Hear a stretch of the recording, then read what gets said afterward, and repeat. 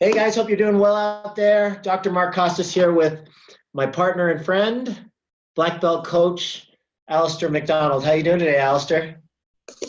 Doing great, my man. How about you? I'm doing great. I'm doing great. Thanks for joining us today. Today we have a very special presentation. We decided we've been getting so many questions lately about how to ramp up revenue. People are hunkering down and preparing for what could potentially be maybe a recession or some sort of correction in the financial markets. So people are looking for tactics and strategies to ramp up their practice income, their profitability. And this is kind of a common theme, Alistair. This is something that we hear a lot from the people that contact us, from our nearly 200 client base now. What are you seeing lately as far as common questions about people, their concerns and their desire to consistently grow their practices? Well, there seems to be a number of threads that emerge in our work, and certainly one that's prominent for me lately is the sense that a lot of docs have out there of never having actually, of maybe being buried with all the business books that they feel obliged to read. Yeah. And what that does is it completely kills any sense of progress for them because they don't quite know what they should put the book down and do immediately. And this happens all the time, this information overwhelm. And that's one of the things, friends, that we're trying to help you with today. We're going to do a two-part series here. Mark's going to go into a deep dive, but we want you to be able to leave with specific, actionable insights so that you don't have that just being buried with information but no steps to take. We're interested in taking you through the 4 steps to doubling your practice profitability in 12 months. We've got enough data to support that this is exactly what will happen if you can follow these procedures. So to come away back to your question, this is not that sense of overwhelm, fueled in part by fear of missing out. Oh, everybody's read the latest book X, or I feel like I need to learn a little. You don't need to learn anymore. You just need to do exactly what we're about to share with you. Yeah, that's great. This is another piece of content, but I always say that there's a difference between content consumption and actual implementation. And a lot of times, and I've been guilty of this myself, guys, many, many times in my career, and still sometimes I have to rein myself back in. Continual content consumption can be a form of procrastination. So unless you get really tactical from time to time and actually implement some of the stuff that you're actually consuming from these great business books, from podcasts, from pieces of content like this, webinar series, etc. Unless you actually take the time to implement, you will never see true progress. And you're talking about potential procrastination. So we want to dive right in. And as Alistair said, we have a great webinar that's going to be as tactical as possible. Once again, it's called 4 Steps to Doubling Practice Profitability in 12 months. So let's dive right in. So I'm going to share my screen with you guys. And here we are.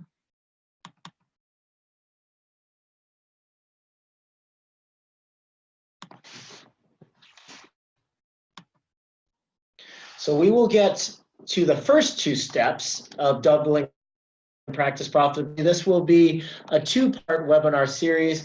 Alistair and I will talk you guys through some of the things that we have found to be the most impactful in the correct order for people to immediately start implementing and turning their practice around. Okay, step number 1, order from chaos. First step is you need to transition from a staff-dependent to a systems-dependent dental practice. So I've had them, Alistair has had them. We've had these practices that were fantastic, and in large part it had to do with the Michael Jordans, the all-stars that we actually had on the payroll, right? And there are pros and cons to this type of dependence that you have on these all-stars. The pro is obviously that these types of practices excel because you have motivated people at the helm. You have people that understand the power of a great culture. You have people that understand customer service and the importance of a great patient experience. They know their jobs inside and out. The problem is these people are people, and they come along with lives, right? They come along with spouses. They come along with needs outside of your dental practice. Nobody is going to have as high a priority for your dental practice than you do. And one of the biggest mistakes that we make is we expect people to have the same level of importance and the same value to your practice as you do. As the owner, as the CEO of a dental practice, you are the person that is going to care the most, and you are the person that is attached to that practice no matter what. And if you expect people to have that level of loyalty, it's a big mistake. And you eventually will be in a position at some point in your career where you're going to lose some of those all-stars that are associated with the practice. So building a practice around an all-star and not knowing exactly what they do, being more dependent on them than on systems in your practice is a big mistake. What do you say about that, Alistair? Exactly. There are enough risks in business ownership externally, outside of your practice. There's market risks, there's competitive risks, there's pricing risks, there's insurance claims risk. There's all of these things that you are actively dealing with every day, but that you can't always manage. So it makes sense to do whatever you can to mitigate the risks that are on the inside of your practice. Reliance on any one individual's instincts or proclivities is not going to build a robust practice for you. What structures allow you to do is give you scaffolding for your staff to fall back on. And this is an important thing in your training, is to let your staff know that these rules and structures and guidelines are there for them to hang their best work on. What this does for you as the owner is it allows you to not rely on discretion.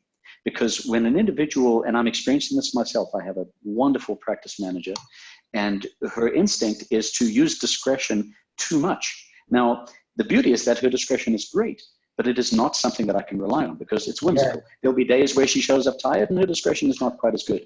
So what you need... It's impossible to train it as well, right? To somebody else.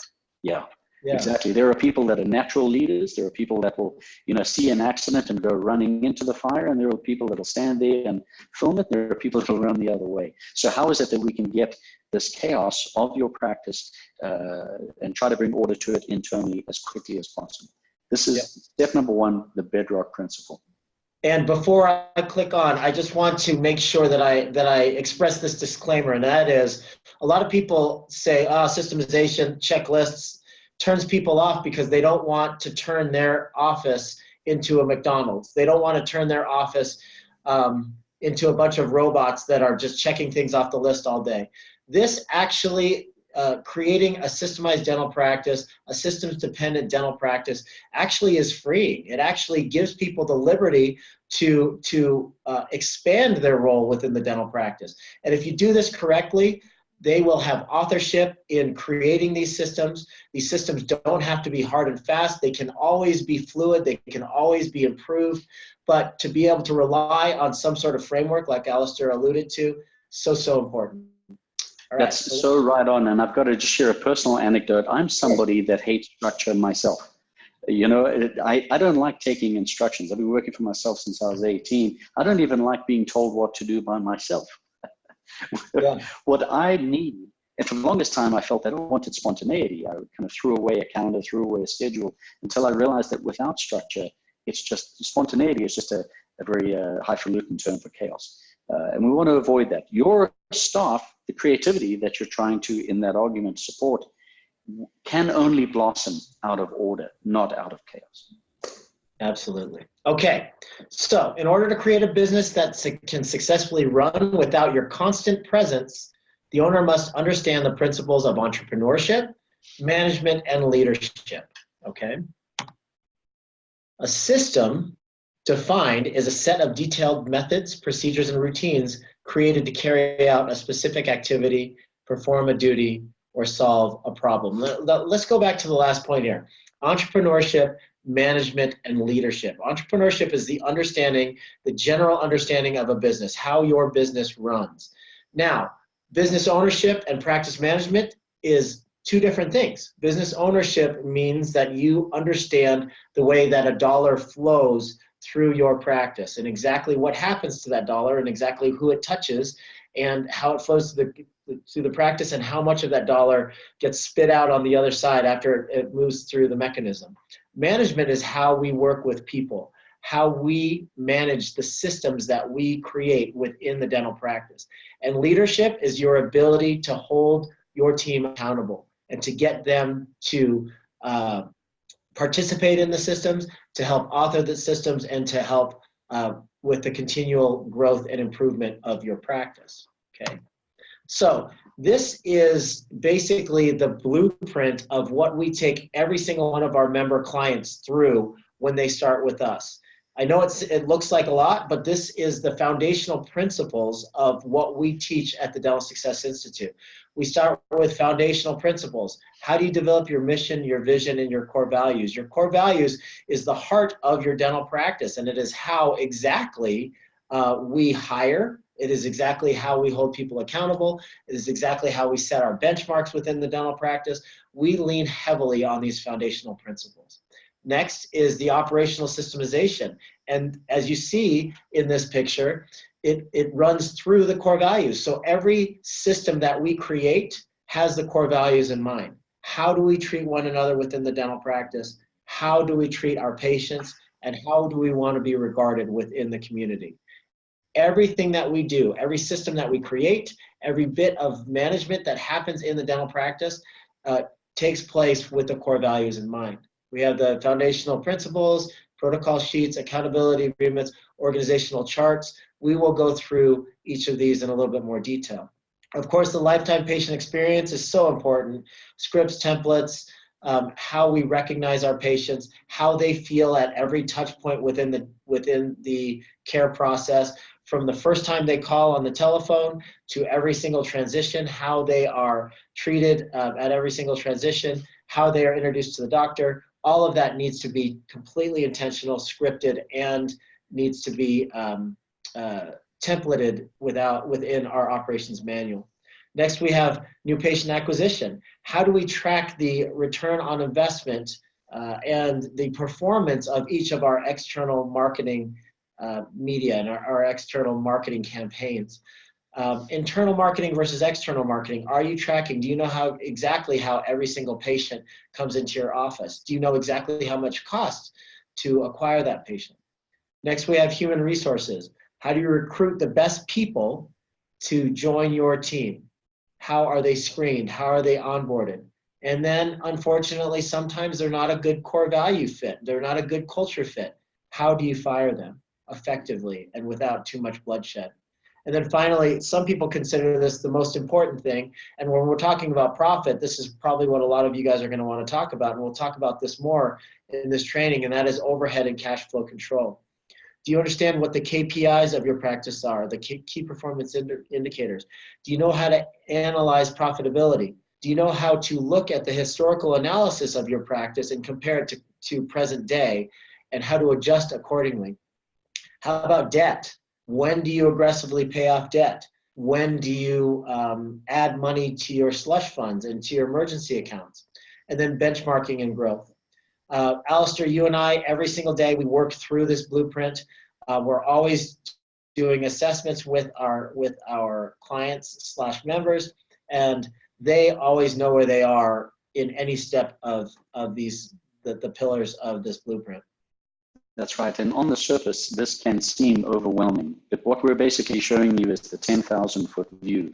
What we're doing here, for purposes of this two-part training, is jumping into the 4 specific things, the key pieces, the quick start kind of swipe files that you can rip and put to work right away. But this is absolutely built off of the template that you see here of the highest impact ways to splice apart all the subcomponents of your business and address them. It looks like a lot, but it's really not, because it's broken down into small daily and weekly measurable steps. Awesome. Thank you, Alistair. Okay, so authorship and systemization. We alluded to this a little bit before. The owner must take an active role along with key members of the team to create the systems that will run the practice. People ask me all the time, hey, Mark, you know, you've had 14 dental practices. You must have a really good operations manual that you just bring from practice to practice. That is true, and that was developed over decades of this multiple practice game that I've been playing, and that's really all it is a game. and they say, well, how much would you charge me for me to buy your operations manual? And I said, well, geez, I'll give it to you, but it's not going to do you much good because you have a different team. You have a different culture. You work in a different environment. You own a practice in a different market than any of my practices. So the unsatisfying answer to that question is you can't take somebody else's operations manual and just hand it over to staff and expect them to engage and really use that, because it's going to be different for everybody. So the owner must take your particular situation and author your own operations manual together with your team. Very, very important. Now we have a template that you can use and fill in. It's going to be between 500 and 600 pages once it's all said and done. But that template is a starting point. It's the framework, and you are going to have to fill that in yourself. Now, once these processes are in place, the owner must exhibit the leadership ability to hold each team member accountable for their role in the system. Now, leadership is one of those fuzzy things, Alistair. You are really great at coaching people on how to be more effective leaders, but I honestly believe that leaders are developed. Some people have a higher propensity to be a strong leader, but the leadership muscle must be developed. Nobody pops out as a baby as an incredible leader. That has to do a lot with experience and development, correct? Yeah, it's absolutely been my experience too. In fact, the only people that consider themselves natural leaders are seldom considered that by those around them. They're typically considered bullies by those around them. True. We tend to mistake power for leadership, and this display rather of power for leadership, and it's really not. And one of the things that I have done, and if I'm able to teach or coach anybody, is because I've made thousands of mistakes. I've run the gamut from being the nice guy who lets employees do whatever they like to the totalitarian that tries to control everything in my business. And it took me many years to realize that the two extremes don't work. And somewhere in the center, you harness the best of the structures and guidelines with the best of individual respect, creativity, and collaboration. And that is, for me, the middle road that I've had tremendous good fortune with. Good luck. Yeah. Okay, so here's a little graphic. The three most important things that we want to make sure that we're trying to control when we're creating this systems-driven dental practice is team culture, operational systemization, cash flow, and overhead control. The only thing, the glue that holds it together, is leadership, your ability to hold people accountable, your ability to take those systems, meet on a regular basis, do self-assessments, and make sure that you're holding the team accountable for these three main pillars right here: team culture, operational systemization, overhead and cash flow control. That's a simplified version of the original blueprint there. Okay, so here's what an operations manual looks like. Here are some of the things that are going to go into the operations manual. The foundational principles, we talked about that: mission, vision, core values. Organizational chart, so important that we make sure that there's some sort of an organizational chart within your operation. So you as a CEO goes on the top, and you have as few a number of direct reports as possible.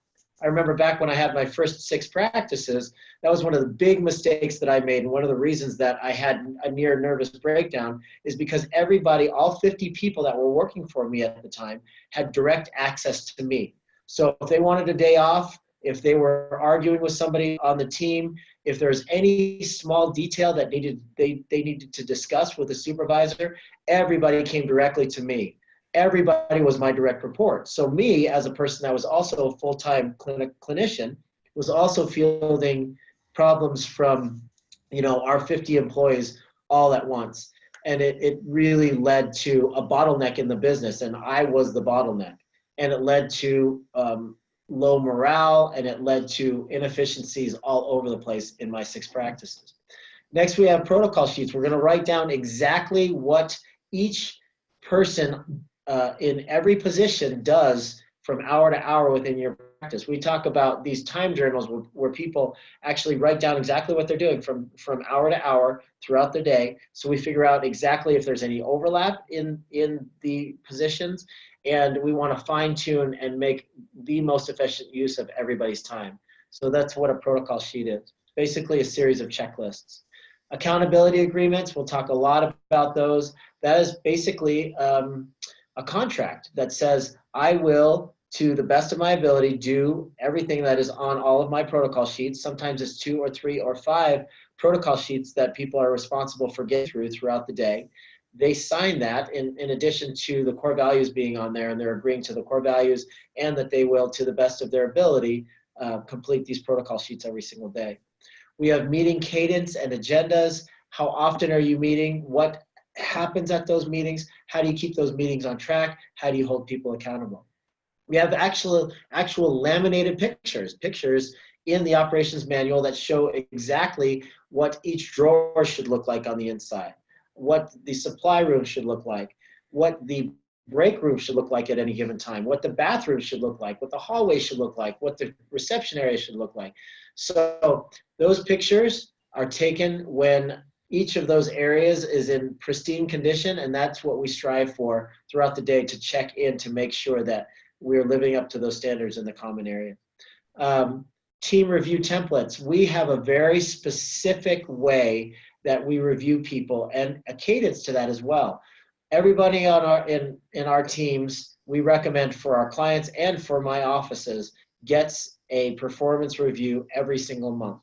And it is not just any regular performance review, it is also a self-assessment. So they're going to take a self-assessment, we're going to assess them, and we're going to compare notes. So this is a very positive process, but at the same time, it opens up a line of communication between the team member, the office manager, and the CEO. Alistair?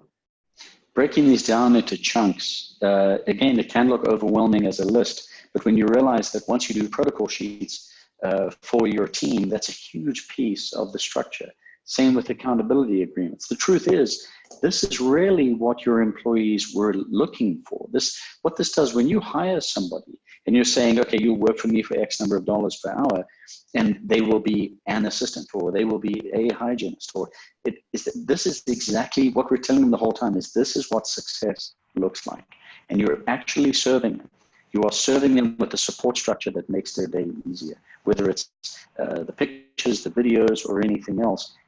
Believe me, nobody wants a structure to fall back on more than your employees. Yep, absolutely. Next, we have videos. We actually take iPhone videos. This technology is so much simpler than it used to be when I used to do this with my early practices. We literally take iPhone videos. If you can imagine a series of iPhone videos, okay, front desk person, their co-front desk person holds up the iPhone and says, okay, what are you doing right now, Susie? Well, right now I am inputting a patient into the Open Dental software, and this is exactly how we do it. So they're talking through each step by step, how they input a brand new patient into the software, or how to send an electronic claim, or how to schedule the hygiene department. Whatever that is, we can take simple videos of that, and that can be passed on as the onboarding process for the next person that's going to take their space, okay? Or another additional person if your practice is growing. So videos is a big part of the onboarding process. The onboarding process is something that is such an important part of the hiring process. Now, I often tell the story about my sister, who works for one of the big 3 financial institutions, and she is the vice president in charge of training. And whether they are hiring a brand new teller or a vice president for the company, there is a specific onboarding process that takes place. And usually it's 5 days to 2 weeks, where they show a little historical video of the founders of the company. And then they say, this is what your typical day is going to look like. And they have tests, and they have quizzes, and they have their 30, 60, 90-day expectations. This is all very, very well thought out, and it is very intentional. This onboarding process, when somebody starts with 0 banking knowledge in her case, or 0 dental knowledge in our case, all the way through this onboarding process, they're going to get spit out as a functioning person that knows exactly what to do, and they're going to have the documents to support that, and they're going to have a workflow, and they're going to have their 30, 60, 90-day expectations. This is exactly what success looks like. We're going to check in on you every 2 days, and we're going to make sure that we're supporting you. That is what leadership is. That is how you turn this kind of fluffy idea of leadership into something tangible. We're following through, we're training them correctly, and we're making sure that we're giving them all the resources and information that they need to be successful. Alistair? Any one of these things is incredibly valuable once implemented. And I just want to keep beating that same drum that it's so much easier than you might assume. Take the videos just as an example. If your commitment to yourself and to your team's future and to your own vision was to do a simple 2 to 3 minute training video per day, every day for a week, you're going to end up with the end of that week just focused on highest impact, the 80-20 things, the highest impact 5 videos that you could do this week. By the time that you reach that Friday, the entire quality of attention is going to improve in your practice, because those who are being filmed realize that the stakes are much higher and what they're doing actually matters.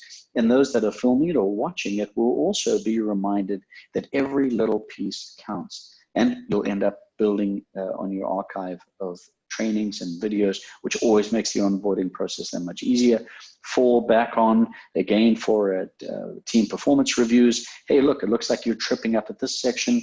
Here's the video to watch. I mean, these are just, it's evergreen material for you. Yeah, excellent, excellent.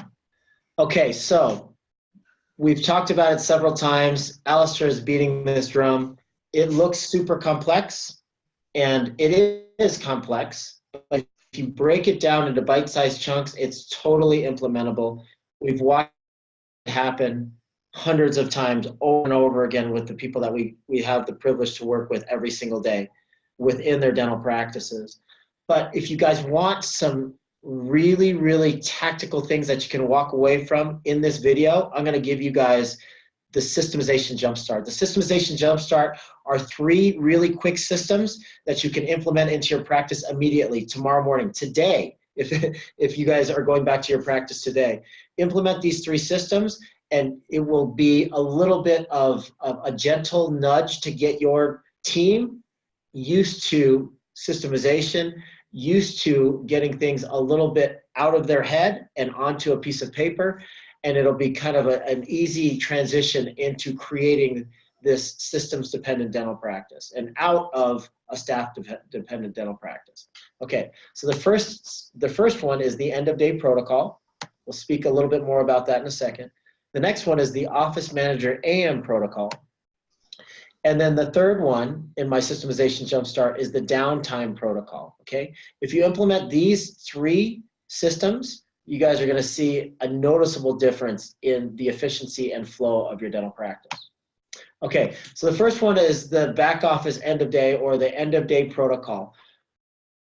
Anybody that owns a dental practice knows that it's crazy busy. Once you get your practice up and running, it's crazy busy, and there's barely enough time to get done what needs to get done within the 8 hours that every team member is within the 4 walls of your dental practice. And as an owner, I know that consistently there are things that happen with each individual team member or tasks that don't get finished, don't get completed, and it drives you absolutely crazy. Maybe they don't bust the casts out of the lab, and they forget to pack those lab cases up for delivery to the lab the next day. Maybe that's something. Maybe they consistently don't get to their treatment notes and don't finish filling out their treatment notes at the end of the day. Maybe they forget to do the post-op calls on a consistent basis. Whatever is not happening on a daily basis and has to get done, you put on the end of day protocol. Okay. For instance, this one says all progress notes and charts are completed. All alginate impressions are poured up within 20 minutes. All casts are separated within 45 minutes. The facility protocol is completed. That means that all of their daily cleaning jobs are done. The daily facility protocol completed. They have their post-op calls completed. They walk out the door after all of these things are checked off, they sign the bottom of it, and that goes into the box of their direct supervisor. So at the end of the day, you know that all of the things that are the 7 or 8 or 10 most important things that have to get done before they leave the facility are getting done. Once you do this, guys, it is going to liberate you so much. You're going to know that the things that are consistently not getting done, you end up putting those on the end of day protocol, and they will get done, as long as you're a strong enough leader to hold them accountable every single morning the next day to make sure that what they checked off actually got completed. Alistair? Here's the thing to connect, friends, is that it's very easy for us. I started earlier saying that one of the threads that I'm seeing a lot and not seeing a lot with clients is the sense of where do I begin, or the books that I should consume, or the videos I should watch, what have you. They're always suggestive of a much bigger future that's so much further out. The value of this one sheet alone is the bedrock of a good day tomorrow. You will feel this tomorrow morning. So what I mean is that you've ever had those days where you walk in and you immediately feel, as I say back in the homeland, that you're on the back foot. You start your day on the back foot. It is absolutely because of these checklists not being done, because the wrap up at the end of the day is preparation for a successful tomorrow. So if there was one thing that you did to improve tomorrow's production, performance, and team collaboration, it is absolutely seated inside your end of day protocol. Awesome stuff. Okay, so the next one is the AM Office Manager Protocol. This is one of my favorite systems that we've created for our offices, and our clients consistently come back and say, this was an absolute game changer. So your office manager is in charge of putting together the morning huddle. They're going to run the morning huddle, but they should arrive 15 to 20 minutes earlier than the rest of the group of people. And during that time, they're gonna make sure that they pull the schedule. They're gonna make sure that they are aware of any holes in the schedule, any opportunities in the schedule, and they're gonna prepare for the morning huddle. But in addition to that, they're gonna have a facilities check. They're gonna walk around the facility and make sure that all of the things that were checked off from their direct reports actually got done. They're going to open the drawers and make sure that those drawers were stocked before the end of the day. They're going to look at all the common areas and make sure they look exactly like the pictures that are in the operations manual. They're going to do a certain number of things so that when the rest of the team gets there, the team is ready in a clean environment and it's organized, and they know that everything that was supposed to be done before they left the night before actually got done. And they hit that morning huddle with high fives, and whatever it is that they cover during that morning huddle, they fill any gaps. They're aware of any challenges that are about to happen in the upcoming day, and everybody hits the ground running. So they are walking the facility. They are checking to make sure that all of the things that were checked off for the end of day protocol were actually done. They're prepping for the morning huddle, and then they're running the morning huddle. That's the AM Office Manager Protocol. And then finally, the last one we're going to talk about today is downtime protocol. We all know, no matter how busy your practice is, from time to time, the schedule will fall apart, whether it's just in the hygiene department or it's on the restorative side with the doctors. From time to time, the schedule will fall apart. You have to have a trigger mechanism that once that happens, here is what's happening with every single member of the team, right? We know that in hygiene, historically, if the schedule falls apart, a lot of hygienists just go and they start sharpening their curettes. We know that it's important to have sharp curettes, but how sharp do those darn curettes have to be? We want them to click into a protocol that is productive for the office, so that although they are not producing dentistry at that particular time, they're doing something else productive for the office. Our main thing is that the hygienists get on the phone and they start calling overdue recall patients. They already have a relationship with these people, so that is immediately part of the downtime protocol for the hygiene department. Now, what's it going to be for the other areas in the practice? We have restock all of the rooms so they can get ahead on their downtime protocol. They can get ahead on their end of day protocol if there's any downtime. They can confirm, they can help the front office confirm for the next day. They can call any treatment plans that have not been converted. There's a certain number of things that you can do productively during downtime, and that is the third system in my systemization jumpstart that I wanted to cover for today. Alistair? This is, we always hear luck is where preparation meets opportunity. The entire objective here is for us to actually see to it that we are prepared for the opportunities when the gates open, as we say at my practice, and people start coming in the door. We've got the end of day wrap up to prepare for the next day, in the same way that an athlete lays out their workout clothes so they can step right into it the very first thing in the morning. Their coffee. This is the professional version of that. Likewise, the next morning you've got your team leader that's out there circling through the practice, making sure everything's squared away. Again, preparation, anticipating opportunity. And then finally, those intraday messes. We've got there, cleaning up the lab. How often do you see people doing small, individually really selfish things, preparing something of their own when the larger team is on the back foot and there's chaos, and we're trying to do that. We're trying to prepare for that. So again, the lab is an example. All of these cheat sheets that we've shared with you here will be and should be tailored according to your own frustrations. And I say frustrations because the recurrent frustrations are the sources of the improvement for you. You look at those things that you keep tripping over, the time that's wasted, the preparation that's not there. That is the stuff to put on one of these 3 lists. Yeah, absolutely. Awesome stuff. Thank you so much for your comments. So guys, our time is up for today. As you saw, as I was clicking through the rest of the presentation, we have lots more to cover in this multi-video series on how to, 4 steps to doubling your practice profitability in just 12 months. Alistair and I wanted to remind you guys that all of these videos, all of these trainings specifically we go so deep in Dental Success University into every single one of the topics that we covered briefly here on this video and on future videos. That whole blueprint that looked like extremely, extremely complex, we break down every single box and deliver it to you in bite-sized chunks. And that is all found at Dental Success University. So if you guys are interested in taking a little bit deeper dive into any of these topics and to really, really taking your practice to the next level in the next 6 to 12 months, you got to visit dentalsuccessuniversity.com. Alistair. You could build it yourself, or you could take what we've done in hundreds of practices around the country, some of the most high-performing people, and essentially it's kind of done for you. The truth is you're already getting the results, that you're already paying for the results you're getting. The question is, do you want new or improved results ahead of you? And that's exactly what we built this platform for, so we'd love to serve you there. All right, Alistair, thank you so much for your time today. As usual, you brought the goods. Everybody out there, stay tuned. Video number 2 of this multi-part series is coming, and we'll talk to you all very soon.